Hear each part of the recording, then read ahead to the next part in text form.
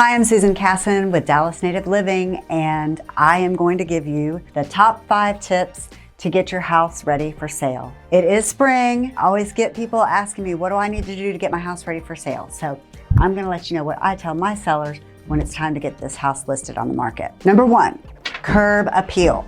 So pretend like your house is going on a first date and you're trying to make the best impression. So people are gonna pull up to your house, the first thing they see, mow your lawn, plant fresh flowers, make it look good, okay? The other thing that I always tell my sellers is, like, if landscape design had an Instagram filter, it would be mulch. Mulch is one of my favorite ways to kind of freshen up your beds and make everything just look kind of evened out, and it really is kind of like an Instagram filter that people use on their face, but it's for your landscape. The second tip that I tell people about is to declutter your house. And I'm talking everywhere. I'm talking in your closets, in your cupboards, all over. If you open up your closet and everything falls on top of you, it's going to do that to a buyer, because a buyer is going to open your closet.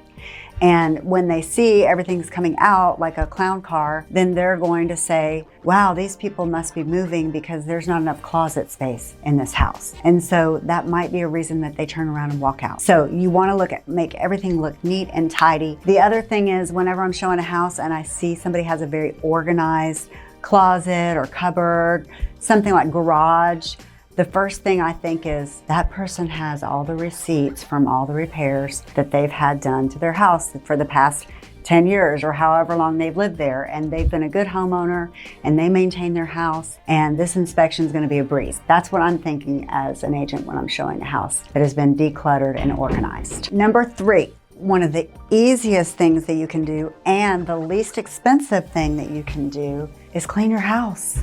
You guys, clean your house. I've been to several houses where I come home and the first thing I want to do is clean my house because I just left a filthy house. It's very inexpensive. It only takes your time. You can hire people to help you.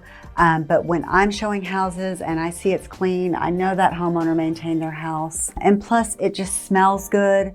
When you walk into a house, that's the first thing people, they want to have a fresh, clean smell to their house. Clean it, it'll smell good, it'll look good, it'll shine. Do yourself a favor and clean your house. The 4th thing that we can do is make repairs on your house. This is something that I notice when we're walking through. If I see wood rot on a roof or on a shingle or something like that, the first thing I think is, will my buyer who's FHA, will they even be able to buy this house? There's certain repairs that are going to be lender required, and that will automatically, you'll lose those buyers if those repairs are showing right away. So you want to go ahead and take care of those little things so that a buyer doesn't have to worry about doing it later. The other thing is, on repairs, what I tell my sellers is, this might cost you $100 to fix, but a buyer, they kind of have this like multiplication factor where they think that something that's just $100, they think it's going to cost like $10,000. Just get it done, so then that way they can't make that information up in their mind. The 5th thing to do when you're getting your house ready to be sold is something that I always do for all of my sellers, and that is stage a home. And it doesn't matter if it's empty or just your regular home that we're showing and you're living in it. We stage the house because, 1, I want it to look fresh and pop on pictures, but also we want to be able to tell a story of the functionality of that room. And so we want people to understand, okay, what could I use this room for? Could it be an office? Could it be a craft room? Could it be a homeschooling room? We want to be able to show functionality of the different rooms and how different buyers could use that area of the house. And we want to make sure that it looks good on camera, because the staging, it might not be functional for you as a seller living in the house, but we want it to look good in pictures, because so many buyers are looking at your house from across the globe, and they're looking at your house on their little tiny